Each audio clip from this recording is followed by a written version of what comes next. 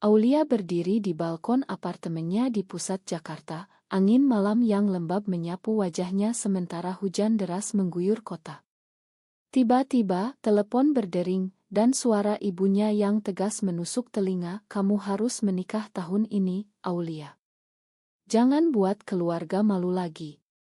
Hatinya berdegup kencang, tapi bukan karena perintah itu, melainkan karena Nadia, wanita yang baru saja mencuri ciuman darinya di sebuah kafe tersembunyi, membuat dunianya terbalik.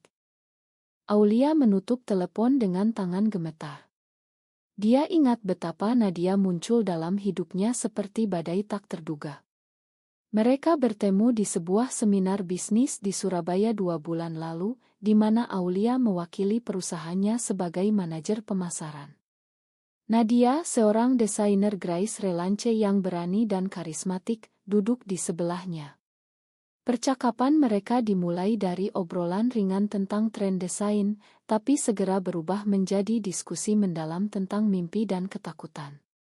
Nadia punya mata yang tajam, senyum yang menawan, dan cara berbicara yang membuat Aulia merasa dilihat sepenuhnya, sesuatu yang belum pernah dia rasakan dari siapapun. Malam itu, setelah seminar, mereka minum kopi bersama. Nadia berbagi cerita tentang masa kecilnya di Bandung, di mana dia tumbuh di keluarga konservatif yang mengharapkan dia menjadi istri yang patuh. "Aku kabur dari sana," kata Nadia sambil tertawa getir. "Aku tidak bisa hidup dalam kotak yang mereka buat." Aulia mendengarkan dengan hati bergetar. Dia sendiri berasal dari keluarga Jawa yang ketat, di mana ayahnya seorang pejabat pemerintahan dan ibunya seorang guru yang selalu menekankan nilai-nilai tradisional. "Kamu beruntung," gumam Aulia. "Aku masih terjebak." Nadia menyentuh tangannya lembut, dan saat itu, Aulia merasakan getaran yang aneh, campuran antara ketakutan dan keinginan. Kembali ke Jakarta, pertemuan mereka berlanjut melalui pesan teks dan panggilan video. Aulia merasa hidupnya mulai berwarna. Dia yang biasanya menghabiskan akhir pekan sendirian di apartemen, kini sering bertemu Nadia di tempat-tempat tersembunyi, taman kota yang sepi, kafe kecil di pinggiran, atau bahkan jalan-jalan malam di Monas. Nadia membuatnya tertawa, membuatnya mempertanyakan segalanya. Tapi di balik itu, Aulia merasakan konflik batin yang semakin dalam. "Apa yang aku lakukan?" batinnya bertanya setiap malam. Dia tahu perasaannya terhadap Nadia bukan sekadar persahabatan. Itu adalah sesuatu yang lebih, sesuatu yang dilarang oleh masyarakat Indonesia yang masih memandang hubungan sesama jenis sebagai tabu. Suatu malam, di sebuah kafe di Kemang, Nadia mengajaknya bicara serius. "Aulia, aku suka kamu. Bukan sebagai teman." Kata-kata itu seperti petir menyambar. Aulia terdiam, hatinya berpacu. Dia ingin membalas, tapi bayangan wajah ibunya muncul di pikirannya. Aku tidak tahu," jawabnya pelan. Tapi Nadia tidak mundur. Dia mendekat dan menciumnya di sana, di sudut gelap kafe. Ciuman itu singkat tapi membara, membuat Aulia merasa hidup untuk pertama kali. Namun saat pulang, rasa bersalah menyerangnya seperti gelombang. "Ini salah," bisiknya pada dirinya sendiri. "Ini akan menghancurkan semuanya." Keesokan harinya, Aulia menghindari pesan Nadia. Dia fokus pada pekerjaan, mencoba melupakan. Tapi telepon dari ibunya datang lagi, kali ini dengan berita buruk, "Ayahmu sakit, Aulia. Dia ingin melihatmu menikah sebelum terlambat." Tekanan itu membuat Aulia panik. Dia tahu keluarganya sudah mengatur perjodohan dengan seorang pria dari keluarga teman ayahnya, seorang pengusaha sukses bernama Rian. "Kamu harus bertemu dengannya minggu depan," kata ibunya. Aulia merasa terjebak di antara dua dunia. Satu sisi adalah kewajiban keluarga dan norma masyarakat, sisi lain adalah perasaan asli hatinya yang mulai mekar bersama Nadia. Di kantor, Aulia bertemu dengan sahabatnya, Lina, yang curiga dengan perubahan sikapnya. "Kamu kelihatan gelisah akhir-akhir ini," kata Lina saat makan siang. Aulia ragu-ragu, tapi akhirnya menceritakan sedikit tentang Nadia, tanpa menyebut detail romantis. Lina mengerutkan kening. "Hati-hati, Aul. Di Indonesia ini, orang seperti itu bisa bikin masalah. Keluargamu gak akan terima." Kata-kata itu seperti pisau, mengingatkan Aulia pada realitas pahit. Tapi di dalam hati, dia tahu dia tidak bisa berhenti memikirkan Nadia. Malam itu, Nadia muncul di depan apartemen Aulia. "Kenapa kamu menghindariku?" tanyanya dengan suara tegas tapi lembut. Aulia membuka pintu dan mereka berbicara di ruang tamu. Nadia menceritakan tentang pengalaman pribadinya, bagaimana dia pernah dicampakkan oleh keluarganya karena orientasi seksualnya, bagaimana dia berjuang sendirian di Jakarta. "Aku tidak mau kamu alami hal yang sama," kata Nadia. "Tapi aku juga tidak bisa bohong pada diriku sendiri." Aulia menangis, memeluk Nadia. Saat itu, dia memutuskan untuk memberi kesempatan pada perasaannya, meski tahu risikonya besar. Hari-hari berikutnya, hubungan mereka semakin dalam. Mereka menghabiskan waktu bersama, berbagi rahasia, dan saling mendukung. Aulia merasa bebas, tapi bayang-bayang keluarga selalu mengintai. Suatu hari, saat mereka berjalan di taman, seorang kenalan keluarga melihat mereka bergandengan tangan. Aulia panik dan melepaskan genggaman. Nadia terluka, tapi memahami. "Kita harus hati-hati," katanya. Tapi di dalam, Aulia tahu ini baru permulaan dari badai yang akan datang. Aulia dan Nadia mulai menjalani hubungan mereka secara rahasia, menyembunyikan pertemuan di tempat-tempat terpencil seperti pantai di Anyer atau hutan kecil di Bogor. Setiap akhir pekan, mereka melarikan diri dari hiruk-pikuk Jakarta, menciptakan dunia kecil mereka sendiri di mana tidak ada pandangan sinis dari masyarakat. Nadia mengajari Aulia cara mengekspresikan diri, sementara Aulia memberikan Nadia rasa aman yang selama ini hilang. Tapi di balik kebahagiaan itu, Aulia merasakan beban yang semakin berat. Setiap kali pulang, dia melihat foto keluarga di meja, mengingatkannya pada harapan ayah dan ibu. Pertemuan dengan Rian akhirnya tiba. Di sebuah restoran mewah di Senayan, Aulia duduk di depan pria tampan itu, yang berbicara tentang rencana bisnis dan masa depan. "Keluargamu bilang kamu wanita yang pintar dan patuh," kata Rian sambil tersenyum. Aulia mengangguk sopan, tapi hatinya berteriak. Dia membayangkan Nadia, yang saat itu sedang menunggu pesannya. Setelah makan malam, Rian mengantarnya pulang dan mencoba mencium pipinya. Aulia mundur, mengatakan dia lelah. Di apartemen, dia menangis sendirian, merasa seperti pengkhianat bagi semua orang. Nadia merasakan perubahan pada Aulia. "Kamu tampak jauh akhir-akhir ini," katanya saat mereka bertemu di sebuah ila kecil di puncak. Aulia akhirnya menceritakan tentang Rian dan tekanan keluarga. Nadia mendengarkan dengan sabar, tapi matanya menunjukkan kekecewaan. "Kamu harus memilih, Aul. Tidak bisa selamanya bersembunyi." Kata-kata itu menusuk. Aulia tahu Nadia benar, tapi memilih berarti kehilangan salah satu. Malam itu mereka berdebat untuk pertama kali. Nadia menuduh Aulia pengecut, sementara Aulia membela diri dengan alasan budaya dan agama. "Di Indonesia ini, cinta seperti kita dianggap dosa," teriak Aulia.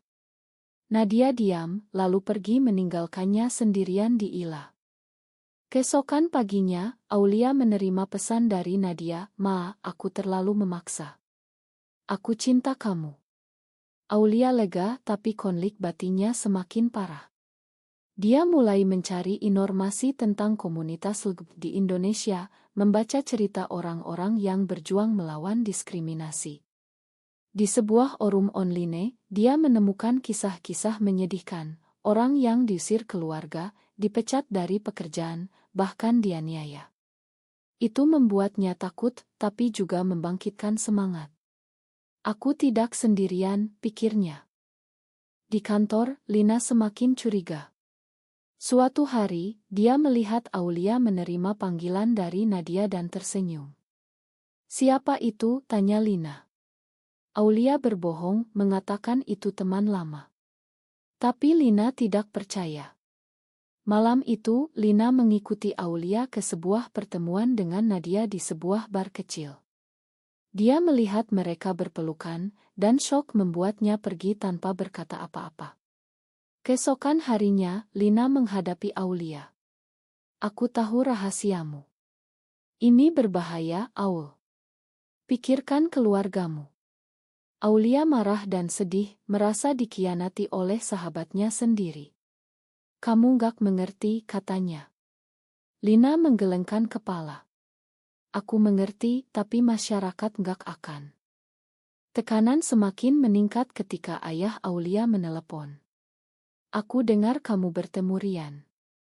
Bagaimana?" "Dia pria baik."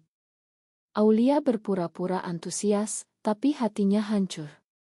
Dia memutuskan untuk bertemu Nadia lagi, kali ini di rumah Nadia di Depok. Di sana, Nadia menceritakan tentang mantan pacarnya, seorang wanita yang meninggalkannya karena tekanan serupa. "Aku tidak mau kehilanganmu karena itu," kata Nadia. Mereka berjanji untuk saling mendukung, tapi Aulia tahu janji itu rapuh. Suatu hari, saat mereka berdua di sebuah estial seni di Yogyakarta, seorang kerabat Aulia melihat mereka. Kerabat itu, seorang paman, menelepon ibu Aulia. Aulia bersama wanita aneh. Mereka terlalu dekat. Ibu Aulia marah besar dan memerintahkan Aulia pulang segera. Di perjalanan pulang, Aulia dan Nadia bertengkar hebat. "Ini salahmu. Kenapa kita harus ke sini?" tuduh Aulia. Nadia terluka dalam. "Ini bukan salah siapa-siapa. Ini realitas kita." Mereka pisah dengan air mata, dan Aulia pulang ke rumah orang tua di Semarang, di mana badai sebenarnya menunggu. Di rumah, ibu Aulia menghadapinya. "Siapa wanita itu? Jangan bilang kamu." Kata-kata itu tergantung di udara. Aulia menyangkal, tapi ibunya tidak percaya. Malam itu, Aulia tidur dengan hati gelisah, memimpikan Nadia.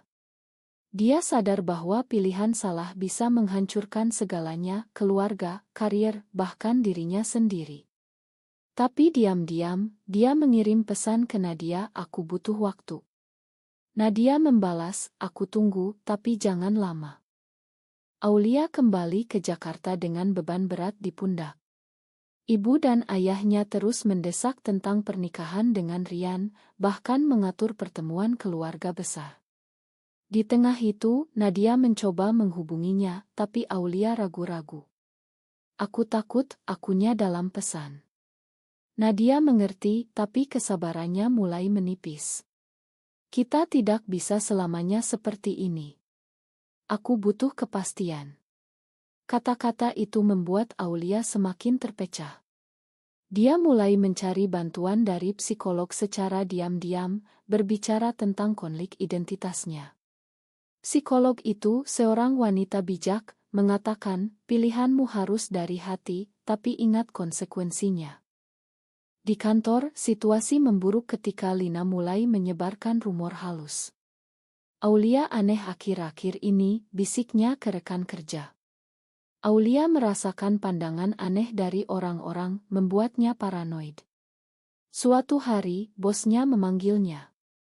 "Ada yang bilang kamu punya masalah pribadi yang mengganggu kerja." "Benar." Aulia menyangkal, tapi dia tahu ini awal dari diskriminasi. Malam itu, dia bertemu Nadia di sebuah apartemen sewaan. "Aku capek bersembunyi," kata Aulia. Nadia memeluknya. "Maka berhenti bersembunyi."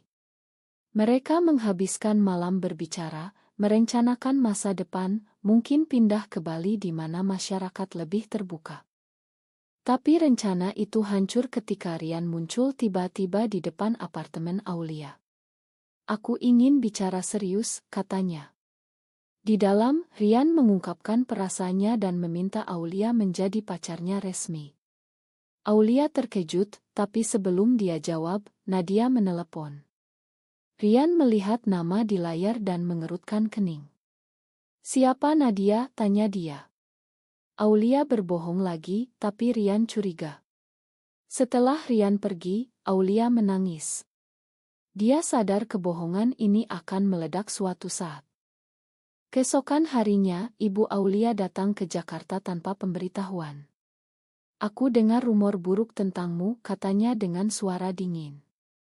Mereka bertengkar hebat di apartemen.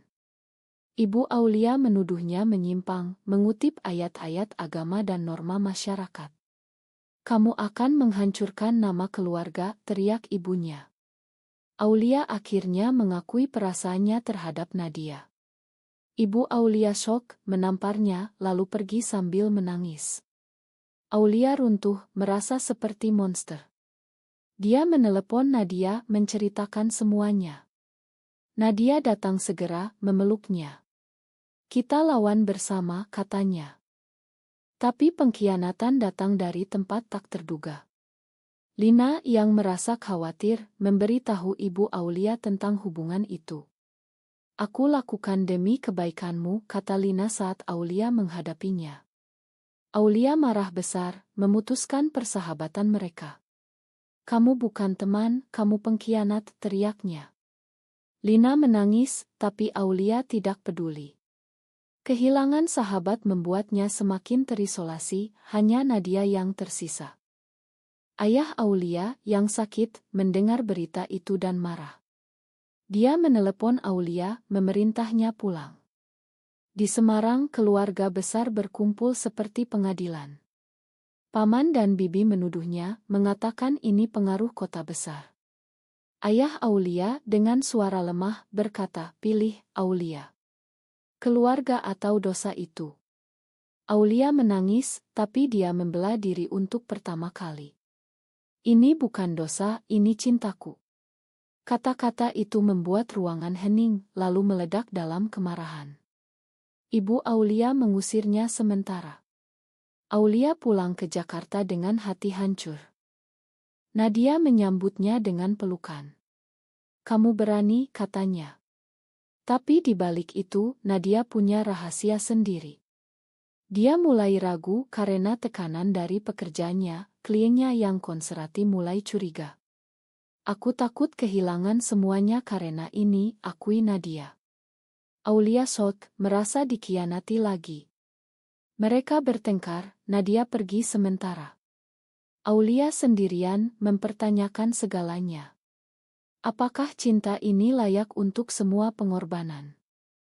Aulia menghabiskan hari-hari berikutnya dalam kesendirian, menghindari semua orang. Pekerjaannya terganggu, dan bosnya memberi peringatan. "Konsentrasilah, atau aku terpaksa memecatmu." Aulia tahu ini karena rumor yang menyebar. Di malam hari, dia memimpikan masa kecilnya, di mana dia selalu patuh pada orang tua. Tapi sekarang, semuanya berubah. Nadia kembali setelah 3 hari, meminta maaf. "Aku takut, tapi aku tidak bisa tanpa kamu." Mereka berdamai, tapi retak sudah ada. Rian menelepon lagi, kali ini dengan nada marah. "Aku tahu tentangmu dan wanita itu. Ini memalukan." Ternyata Lina memberi tahu Rian juga. Aulia marah, tapi Rian mengancam akan memberi tahu keluarganya lebih lanjut. "Jangan," pinta Aulia. Rian setuju, tapi dengan syarat, "Nikah denganku, dan aku tutup mulut." Aulia terjebak dalam pemerasan. Dia menceritakan pada Nadia, yang marah besar. "Jangan lakukan itu. Kita lawan." Tapi Aulia ragu, takut ayahnya yang sakit semakin parah. Malam itu mereka merencanakan konfrontasi. Nadia mengajak Aulia ke sebuah acara komunitas di Jakarta, di mana orang-orang berbagi cerita. Di sana, Aulia bertemu orang-orang seperti dirinya, yang bertahan meski dianiaya. Itu memberinya kekuatan. Kita bisa, katanya pada Nadia. Tapi saat pulang, mereka diikuti oleh seseorang, ternyata paman Aulia yang dikirim ibunya. Paman itu menghadang mereka di jalan. Pulanglah, Aulia. Ini bukan jalanmu. Nadia membela, tapi paman mengancam polisi. Mereka lari, tapi insiden itu membuat Nadia trauma. Keesokan harinya, ayah Aulia masuk rumah sakit karena serangan jantung. Ibu menyalahkan Aulia. Ini karena kamu, katanya di telepon. Aulia buru-buru ke Semarang, meninggalkan Nadia. Di rumah sakit, ayahnya lemah tapi tegas, janji padaku, tinggalkan jalan salah itu. Aulia menangis, berjanji setengah hati. Saat kembali ke Jakarta, dia memutuskan untuk putus dengan Nadia demi keluarga. Ini untuk kebaikan kita, katanya pada Nadia di apartemen. Nadia shock, menangis. Kamu memilih mereka daripada kita. Aulia mengangguk, hatinya hancur. Nadia pergi, meninggalkan Aulia dalam kesunyian. Tapi keputusan itu tidak bertahan lama. Aulia merasa kosong tanpa Nadia. Dia mulai mencari tahu tentang hak di Indonesia, membaca tentang perjuangan aktivis. Suatu hari, dia bertemu Nadia lagi di sebuah cafe, kebetulan yang disengaja. Aku salah, akui Aulia. Nadia ragu, tapi mereka berdamai lagi. Kali ini, mereka memutuskan untuk terbuka. Aulia menelepon ibunya, mengatakan dia tidak akan menikah dengan Rian. Ibu marah, memutus hubungan. Kamu bukan anakku lagi. Kata-kata itu menyakitkan, tapi Aulia merasa bebas.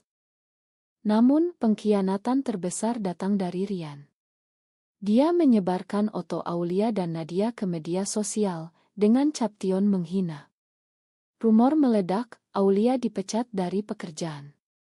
Nadia kehilangan klien. Mereka dihujat online bahkan mendapat ancaman.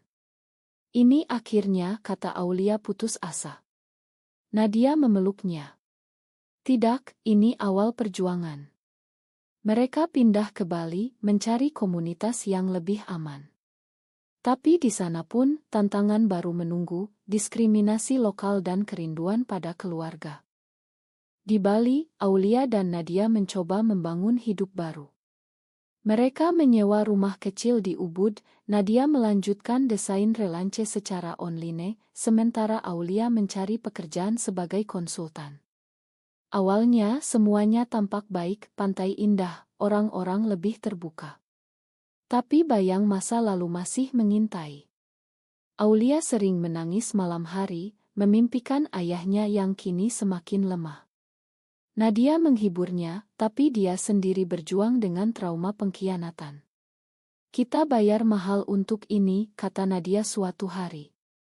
Aulia mengangguk, tahu benar.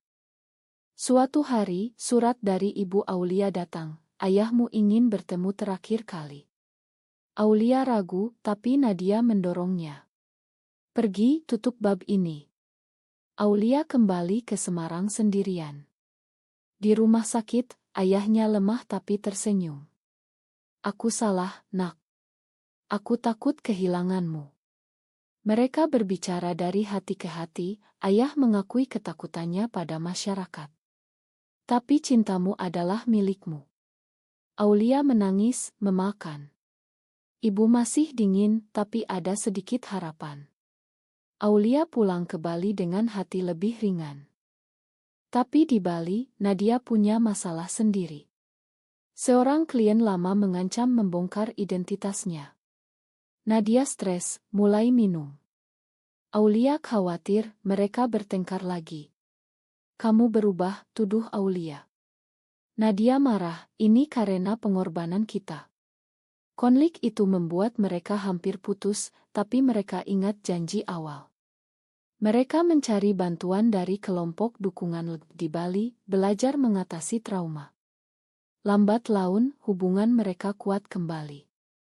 Tahun berlalu, Aulia dan Nadia menjadi aktis kecil-kecilan, berbagi cerita di forum online.